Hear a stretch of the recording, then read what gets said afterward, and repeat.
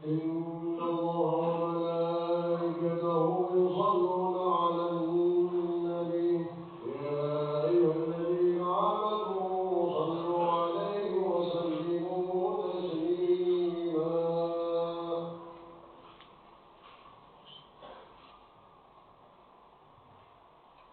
السلام عليكم ورحمة الله وبركاته. وعليكم السلام ورحمة الله. الله أكبر الله أكبر الله أكبر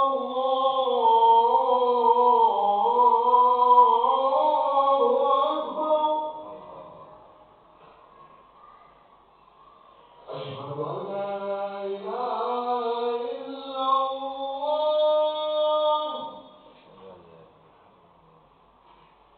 أشهد أن لا إله إلا الله.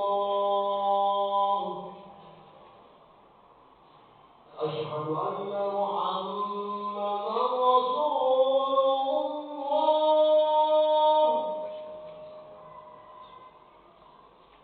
أشهد أن محمدا رسول الله.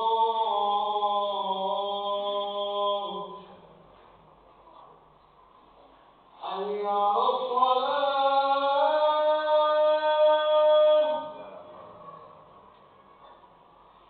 حي على الصلاة.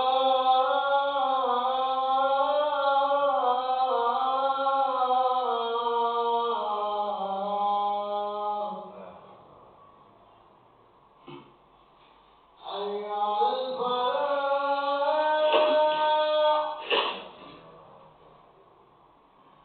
حي على الفلاح.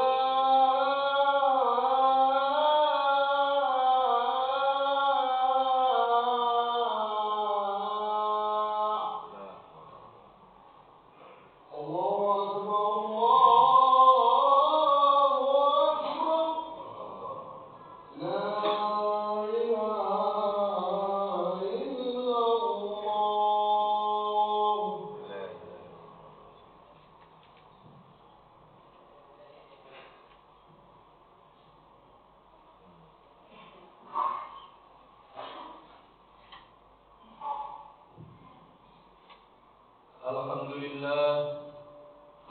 الحمد لله نحمده ونستعينه ونستغفره ونعوذ بالله من شرور أنفسنا ومن سيئات أعمالنا. من يهد الله فلا مضل له ومن يضلله فلا هادي له. أشهد أن لا إله إلا الله وأشهد أن محمدا رسول الله.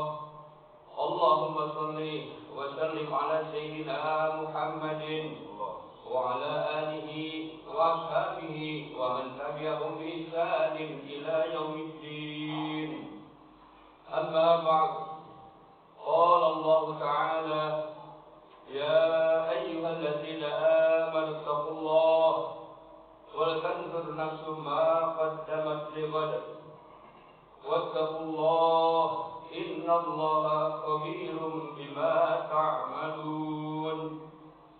عباد الله، أوصيكم وإياي بتقوى الله فقد فاز المتقون. Jamaah sidang Jumat yang dirahmati Allah Subhanahu wa Ta'ala, puji syukur kita panjatkan kehadirat Allah Subhanahu wa Ta'ala atas nikmat-nikmat dan karunia-Nya kepada kita, terutama nikmat iman, nikmat Islam, taufik dan hidayah-Nya, nikmat sehat walafiat, nikmat panjang umur yang Allah berikan kepada kita, nikmat waktu dan kesempatan-kesempatan yang Allah berikan kepada kita semua. Kita bersyukur atas segala nikmat yang Allah limpahkan kepada kita. Insya Allah, kalau kita mensyukuri segala nikmat yang Allah berikan kepada kita, Allah akan tambahkan nikmat-nikmatnya kepada kita semua. Salawat dan salam kita haturkan kepada junjungan kita Nabi besar Muhammad Sallallahu alaihi wasallam, para keluarganya, sahabatnya dan pengikutnya hingga akhir zaman. Semoga kita semua menjadi umatnya yang akan mendapatkan syafaat dari Nabi kita Nabi besar Muhammad Sallallahu alaihi wasallam. Kaum muslimin yang dirahmati Allah Subhanahu wa taala, dalam kesempatan yang baik ini, di hari yang baik ini, di penghulu hari ini, di penghujung hari dan penghujung tahun ini, mari sama-sama kita tingkatkan keimanan dan ketakwaan kita kepada Allah Subhanahu wa taala. Karena hanya takwalah yang akan memberikan petunjuk, yang memberikan arah, dan takwalah sebaik-baik bekal yang akan kita bawa menghadap Allah Subhanahu wa taala. Semoga kita semuanya dikuatkan iman dan Islam kita, diberikan ketakwaan yang sempurna oleh Allah Subhanahu wa taala.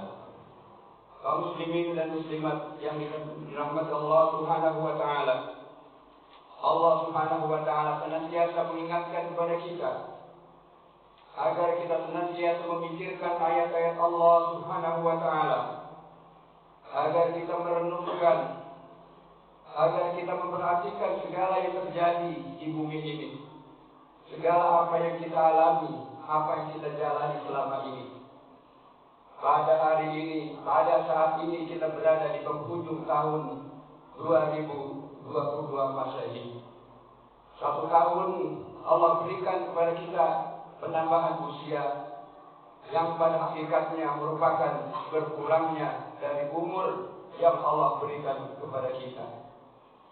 Oleh karena itu, mari dalam kesempatan yang baik ini sama-sama kita merenung, sama-sama kita mengkaji, sama-sama kita memikirkan apa yang telah kita perbuat selama ini yang telah diberikan perpanjangan umur oleh Allah Subhanahu wa taala. Sudahkah kita semakin dekat dengan Allah? Sudahkah kita mentaati segala perintah Allah? Sudahkah kita selama ini mengkaji ayat-ayat Allah Subhanahu wa taala? Sudahkah kita mentadabburi ayat-ayat Allah Subhanahu wa taala, baik yang tersurat maupun yang tersirat yang Allah berikan kepada kita? Sudahkah kita selama ini semakin dekat dengan Rasulullah Sallallahu alaihi wasallam? Sudahkah kita mentaati Nabi kita Nabi besar Muhammad Sallallahu alaihi wasallam dengan apa yang beliau bawa kepada kita semuanya? Karena dengan Nabi Muhammad Sallallahu alaihi wasallam lah kita akan diberikan keselamatan, dengan izin Allah Subhanahu wa taala. Sudahkah kita semakin dekat dengan Nabi kita Nabi besar Muhammad Sallallahu alaihi wasallam? Sudahkah kita dekat dengan ulama-ulama kita yang istiqomah berjuang di jalan Allah Subhanahu wa taala? Sudahkah kita semakin dekat dengan saudara-saudara kita yang berada di sekitar kita, saudara dekat kita, saudara samping kiri kanan kita, apalagi dengan saudara-saudara kita yang jauh, yang bertempat tinggal jauh dari kita? Sudahkah kita memperhatikan mereka semua? Hadirin sidang Jumat yang dirahmati Allah Subhanahu wa taala. Tentunya Allah Subhanahu wa taala tidak sia-sia, tidak begitu saja memberikan kesehatan kepada kita. Tidak percuma saja Allah memberikan nikmat panjang umur kepada kita. Tidak gratis Allah berikan apa yang kita rasakan saat ini. Semuanya harus diperhitungkan dan semuanya nanti akan dipertanggungjawabkan di sisi Allah Subhanahu wa taala. Allah akan mempertanyakan usia kita. Sudahkah kita mempergunakan usia kita dengan sebaik-baiknya?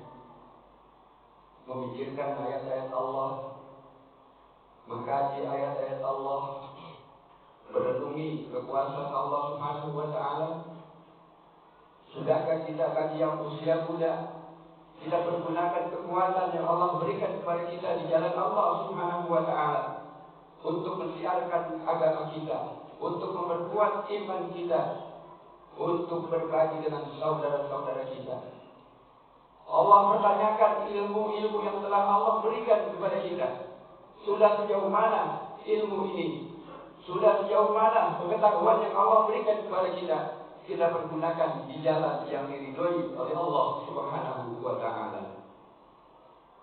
Allah pertanyakan kepada harta kita, dari mana datangnya harta kita? Dari jalan yang Allah ridhoikah atau jalan yang Allah murkai? Min aina iktasabahu wa bima anfaqahu. Dari mana harta kita dapati dan dari mana kita semuanya akan mempergunakan harta yang telah Allah berikan di jalan Allahkah yang dengan ridho Allah Subhanahu wa Ta'ala atau jalan yang mendapatkan murka dari Allah Subhanahu wa Ta'ala. Hadirin sidang Jumat yang dirahmati Allah Subhanahu wa Ta'ala. Begitu banyak bimbingan dari Allah, begitu banyak bimbingan dari nabi-nabi kita, begitu banyak bimbingan dari para ulama kita. Antara lain yang sering kita dengar, bahwa Rasulullah Shallallahu Alaihi Wasallam mengingatkan kepada kita. Rasulullah bersabda, "Iktanim khamsan qabla khamsin," kata Rasulullah. Raihlah 5 sebelum datang yang 5. Masa hidup kita sebelum datangnya maut, sebelum datangnya mati yang akan memperhitungkan segala amal perbuatan kita. Allah berikan usia panjang kepada kita saat ini.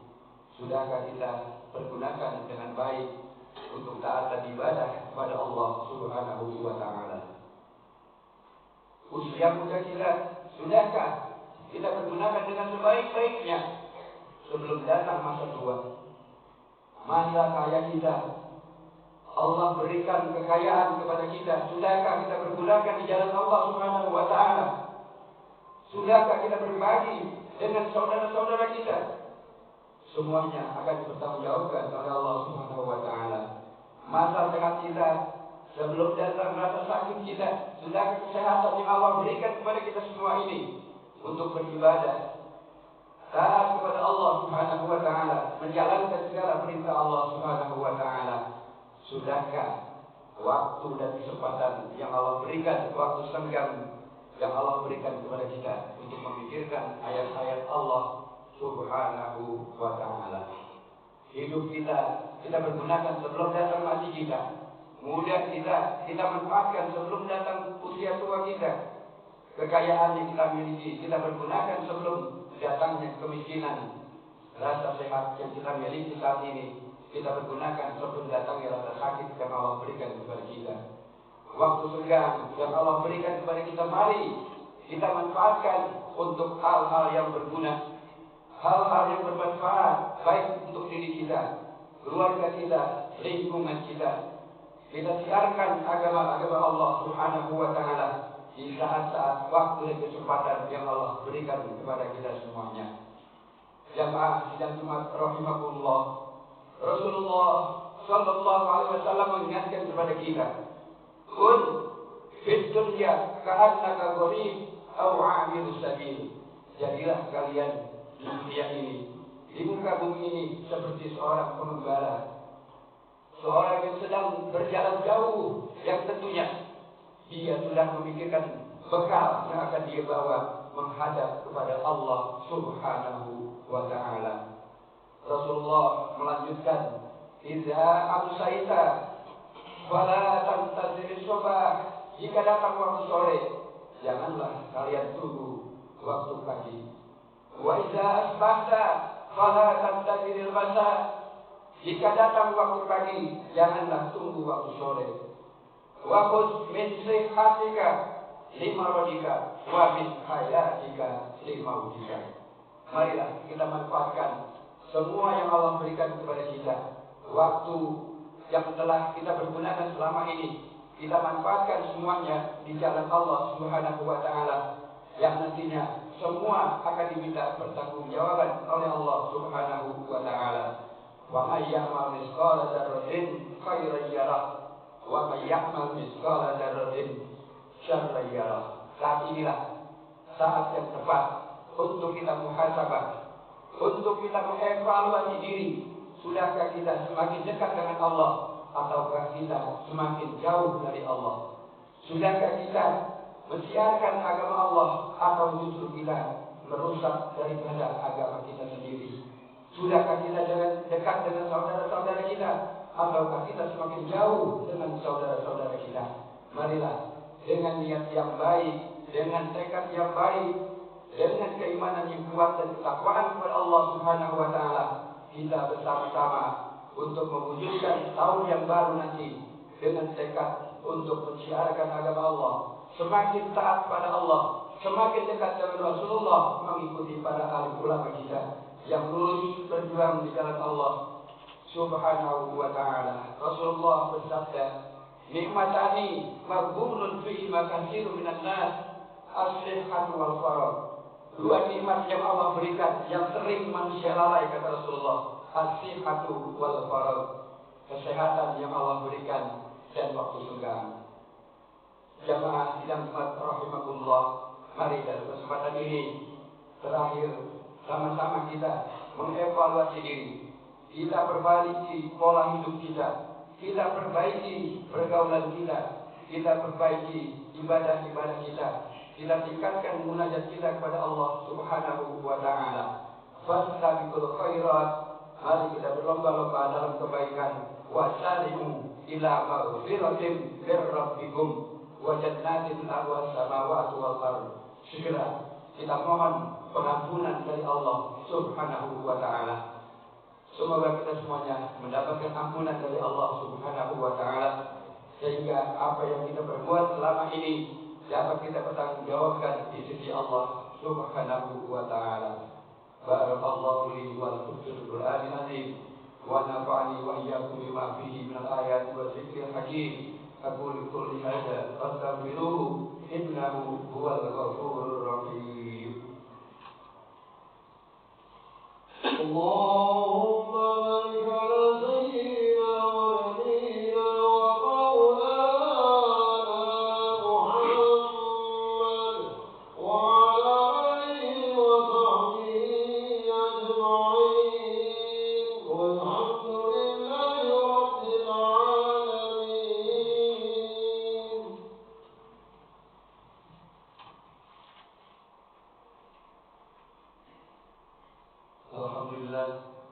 Alhamdulillah hamdan katsiran kama amar. Asyhadu an la ilaha illallah wahdahu la syarika lah, irghaman liman jahada bihi wa kafar. Wa asyhadu anna sayyidana Muhammadan abduhu wa rasuluh, sayyidul khalaiqi wal bashar. Allahumma shalli ala sayyidina Muhammadin al-mukhtar wa ala alihi al-athhar wa ashabil akhyar wa sallim tasliman katsira. Amma ba'du, qala Allah ta'ala, ya ayyuhalladzina amanu taqullaha haqqa tuqatih wa la tamutunna illa wa antum muslimun. Wa'lamu anna Allah amarakum bi amrin bada fihi bi nafsihi wa sanna bi malaikatihi tusabbihuna bi qudsih wa lam yazal qailan alima. Inna Allaha wa malaikatahu yusalluna 'alan nabi. Ya ayyuhalladzina amanu sallu 'alaihi wa sallimu taslima. Allahumma salli wa sallim 'ala sayyidina wa nabiyyina wa maulana Muhammadin wa 'ala alihi wa sahbihi ajma'in. Wardallahumma an arba'atil khulafa'ir rasyidin sayyidina Abi Bakr wa Umar wa Utsman wa Ali wa 'ala baqiyati sahabati wat tabi'in wa tabi'it tabi'in wa man tabi'ahum bi ihsanin ila yaumiddin. وعلينا معهم برحمتك يا أرحم الراحمين. اللهم اغفر للمؤمنين والمؤمنات والمسلمين والمسلمات الأحياء منهم والأموات. اللهم أعز الإسلام والمسلمين واهلك الكفرة والمبتدعة والمشركين. اللهم شتت شملهم ومزق جمعهم. اللهم دمر ديارهم. اللهم انصر من نصر الدين واخذل من خذل المسلمين واصلح جميع ولاة المسلمين. اللهم اكشف عنا البلاء والغلاء والوباء والفحشاء والمنكر والبغي والشدائد والمحن ما ظهر منها وما بطن من بلدنا خاصة ومن بلدان المسلمين عامة. إنك على كل شيء قدير. ربنا اغفر لنا ولإخواننا الذين سبقونا بالإيمان ولا تجعل في قلوبنا غلا للذين آمنوا ربنا إنك رؤوف رحيم. ربنا تقبل منا إنك أنت السميع العليم وتب علينا إنك أنت التواب الرحيم. ربنا آتنا في الدنيا حسنة وفي الآخرة حسنة وقنا عذاب النار. عباد الله إن الله يأمر بالعدل والإحسان وإيتاء ذي القربى وينهى عن الفحشاء والمنكر والبغي يعظكم لعلكم تذكرون. فاذكروا الله العظيم يذكركم واشكروه على نعمه يزدكم واسألوه من فضله يعطيكم ولذكر الله أكبر وأجل. أقم الصلاة. الله أكبر الله أكبر. أشهد أن لا إله إلا الله. أشهد أن محمدا رسول الله. حي على الصلاة حي على الفلاح. قد قامت الصلاة قد قامت الصلاة.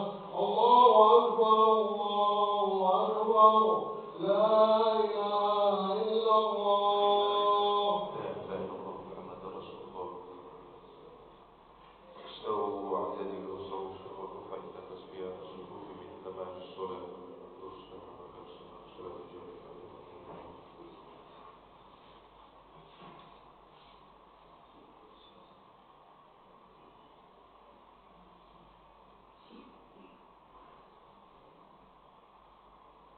الله أكبر.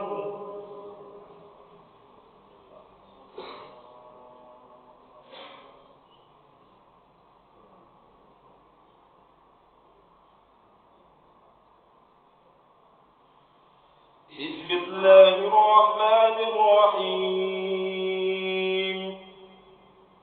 الحمد لله رب العالمين الرحمن الرحيم مالك يوم الدين. إياك نعبد وإياك نستعين. اهدنا الصراط المستقيم صراط الذين أنعمت عليهم غير المغضوب عليهم ولا الضالين.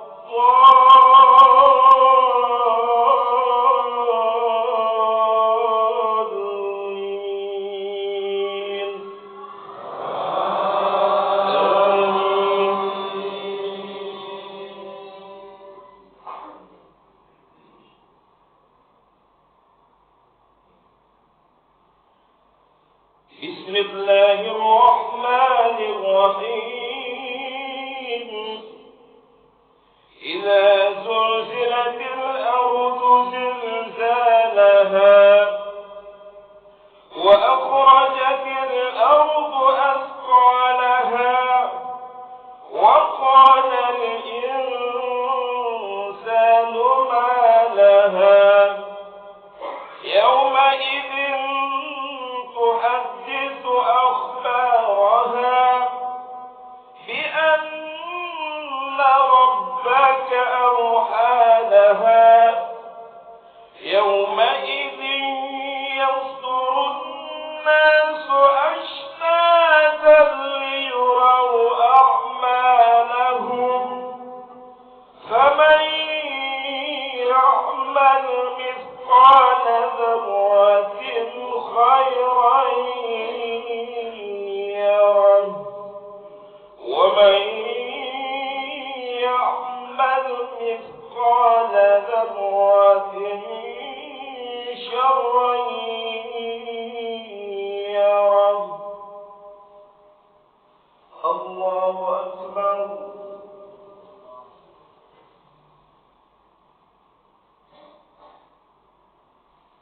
سمع الله لمن حمده. الله أكبر.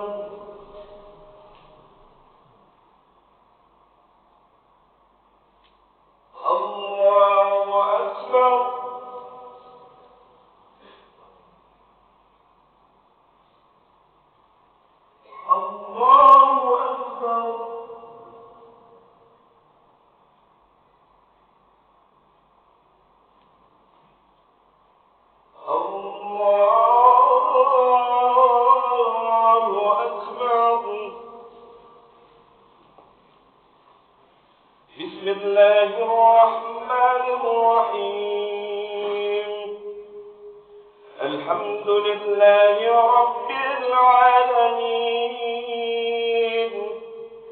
الرحمن الرحيم مالك يوم الدين إياك نعبد وإياك نستعين اهدنا الصراط المستقيم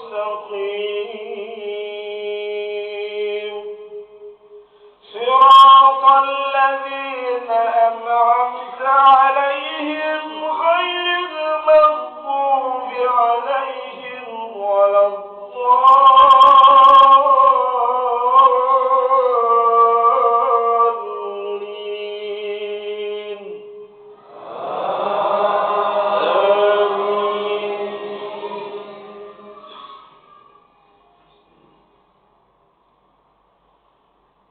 بسم الله الرحمن الرحيم قل هو الله أحد الله الصمد لم يلد ولم يولد ولم يكن له كفوا أحد الله أكبر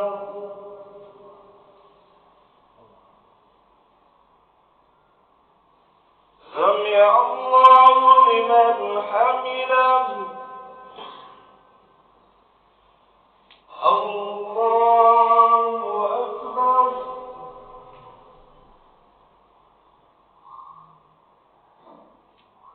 الله أكبر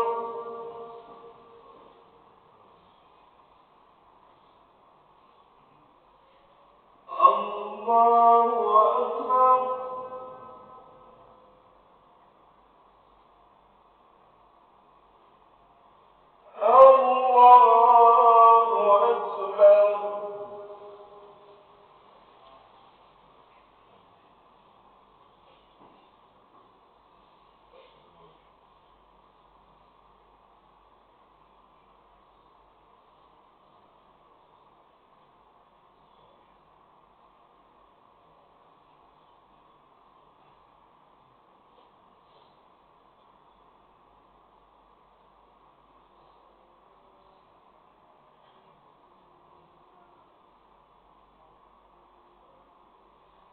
السلام عليكم ورحمة الله.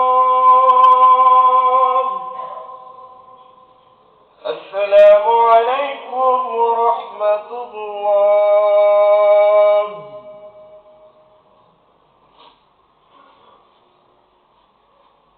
استغفر الله العظيم الذي لا إله إلا هو الحي القيوم ونتوب إليه. نستغفر الله العظيم الذي لا إله إلا هو الحي القيوم ونتوب إليه. نستغفر الله العظيم الذي لا إله إلا هو الحي القيوم ونتوب إليه. لا إله إلا الله وحده لا شريك له، له الملك وله الحمد يحيي ويميت وهو على كل شيء قدير. لا إله إلا الله وحده لا شريك له، له الملك وله الحمد يحيي ويميت وهو على كل شيء قدير. لا إله إلا الله وحده لا شريك له، له الملك وله الحمد